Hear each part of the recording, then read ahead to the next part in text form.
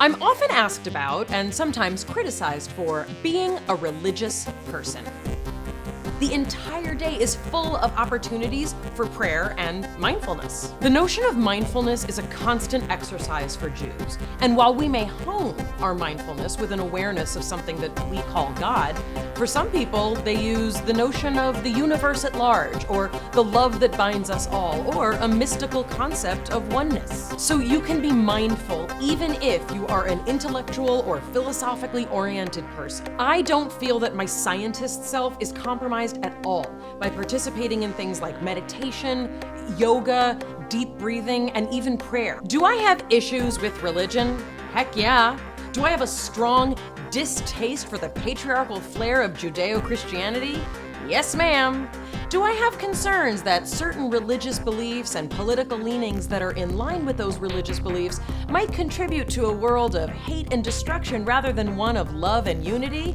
Absolutely. I am grateful to the approach that my religion has taken to increase mindfulness. I'm grateful that I can connect with this trend in popular culture while still having it be completely consistent with the ancient religion that is mine. For the most part, our sense of what is and is not scientific itself is a sort of aesthetic judgment. Sometimes I ask members of my audience, does this sound like science to you? And the erudite members of my audience, this is in fact enough to get them to pause and reflect that what they're listening to could not possibly be a legitimate scientific argument. And sometimes I invoke that kind of aesthetic judgment going the other way. I'm sometimes asking my audience, I'm presenting them with MRI scans showing human brains and brain damage, and I'm quoting peer-reviewed scientific articles that are quite difficult to understand. And I ask them, look, even if you can't understand all of the Latin terms that I've just read out to you, even if you can't really follow this scientific argument, can't you pick up on the sense, on the feeling, on the aesthetic of this being legitimate science? That what you're reading here is not a sales pitch, that it's not just a rumor made up on the internet, that it's not something a bunch of hippie teenagers came up with as a marketing ploy to sell purified water that'll purify your soul. No, that this is somehow in the same sense that you can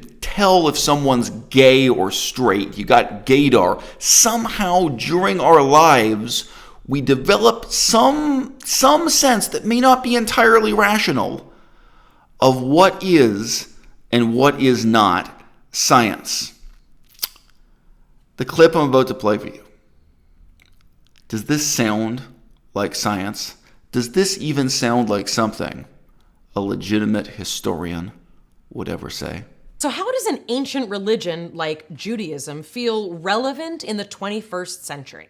Well, Judaism in its original state was actually designed to introduce a concept of mindfulness. You will be shocked to learn that when she refers to the original state of Judaism, she is referring to the 1990s and a fad that began in the United States of America, not in ancient Israel, of incorporating bastardized elements of ancient Theravada Buddhism into modern Judaism. 2,000 years later. But I ask you, fundamentally, her claim that the Buddhist doctrine of mindfulness is the original teaching of Judaism. She's not claiming that she can quote Moses. She's not claiming that she can quote Abraham. She's not claiming that she can quote a much later author like Maimonides. No, that this is secretly and mystically the original teaching of Judaism. And you know, this is the sort of thing where you just might suspect that you could just do a very brief Google search and find out that this is complete nonsense and debunk it, and in fact find peer-reviewed articles like the one quoted on screen here by people with PhDs or some degree of academic respectability that do indeed establish that, yes, this just was a modern American invention, very obviously stolen from Buddhism by people who couldn't even read ancient scriptural languages of Buddhism like Pali and Sanskrit. You're just one or two Google searches away. And yet, why is it that people in the audience don't take the moment to do that Google search? Why is it that they don't stop to question? I think it's because they didn't take that first step, which may be an aesthetic judgment, not entirely rational, of questioning, is this science? Is this even history? Is she, in fact, swimming in the same shark tank with real and verifiable facts? And if not, what am I listening to? Might it be that I'm listening to something that's much more like a modern fable? For me, practicing Judaism means committing to a structure of intention and meaning, which brings my life mindfulness and purpose. How do you incorporate mindfulness into your life? Do you do it as part of a religious tradition or separate from a religious tradition? What works for you and what doesn't? Tell me in the comments below. Like this video if you like it, share this video, please subscribe to my channel, go to groknation.com for more of my thoughts on religion. See you next time. The situation of Judaism in the 21st century is peculiar in that its proponents, the people who continue to make excuses for or propound Judaism as a religion in the modern world, can neither simply defend the ancient text as the source of their religion, as something that defines what their religion is and ought to be, nor can they openly espouse their religion as something that departs from, freely contradicts the text, that it doesn't rely on the authority of these ancient texts. You notice here the portion of the translation highlighted in red. What do you think could possibly be the Hebrew term? One and the same word in Hebrew that two different translators rendered into English in such a radically incommensurable way. Yeah, well, it would be impossible to guess. This is in fact part of the fascinating historical episode of the biblical God having a wife called Asherah. The Canaanites were also polytheistic. Of the many gods the Canaanites worship, three in particular are important to the rest of the story. They are El Elyon, whose name means literally God Most High, and who is believed to have been the father of the other gods; Asherah, El Elyon's wife; and Baal, who is both god of storms and fertility. In the English translation of the Bible, the Hebrews are presented as choosing between the Lord, Baal, and Asherah. How could the Hebrews be such idiots? Why wouldn't they worship the one God of all creation? The picture looks different when the God you're supposed to be worshiping is Yahweh Sabaoth, which means the God of the armies. Yahweh started as basically the Hebrew version of the Greek god Ares. No wonder he was obsessed with war and death in the Old Testament. That was back when he was still just their god of war. Now the picture made sense. Like the ancient Greeks, the Hebrews had a pantheon of gods they worshipped, or at least the gods Yahweh, Baal, and Asherah. We have archaeological evidence of the polytheistic nature of early Israelite culture. And no, this controversy doesn't just involve a few isolated portions of biblical text. Asherah is mentioned at least 40 times in the Bible, and believe it or not, new instances are still being discovered because they're concealed in plain sight, as was this example we were just looking at, where it gets reinterpreted and misinterpreted in various bizarre ways. Because, in fact, we do not merely have evidence that Asherah was part of the biblical text. We also have evidence of the attempts of later authors, editors, and scribes trying to conceal or minimize the presence of Asherah, as in general they were trying to conceal and minimize the significance of polytheism throughout the ancient text. How can we sing the songs of Yahweh while in a foreign land?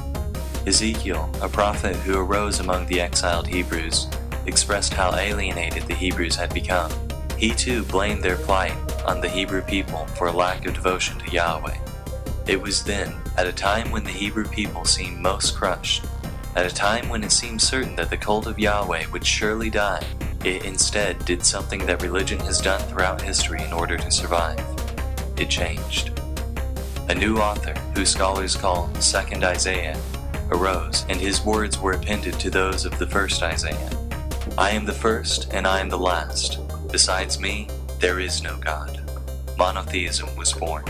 From this new monotheistic culture, the priestly source P arises. Israelite history is rewritten once again. Exodus is rewritten by P to say that the El Shaddai worshipped by Abraham and the Yahweh worshipped by Moses were the same God. Any references to El Elyon are explained by P as merely different names for Yahweh. The entire book of Leviticus is authored. Genesis 1 is crafted as an improved monotheistic version of the Babylonian account of creation. 2nd Isaiah rewrites Babylonian myths that were attributed to Marduk, such as his defeat of the dragon Tiamat, attributing them instead to Yahweh. The Torah is rebranded by P to look as if it had always been monotheistic. So when you recognize that the source text is in this sense so fundamentally contestable, that it is so open to interpretation, and that very few of those interpretations could be harmless for people in the modern world.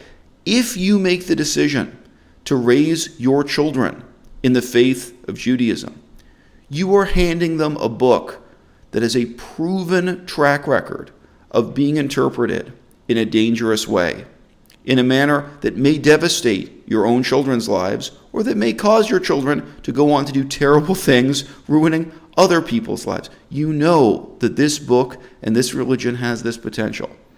No matter how pious and postmodern your personal reinterpretation of the religion might be, you should recognize that placing divine authority and transcendental significance in such a text is inherently irresponsible, dangerous, and morally wrong. I just talk about the politicians that don't do what they gotta do and the powerful people that watch people suffer and die. I want to save dark-skinned babies from going to prison and wasting their lives.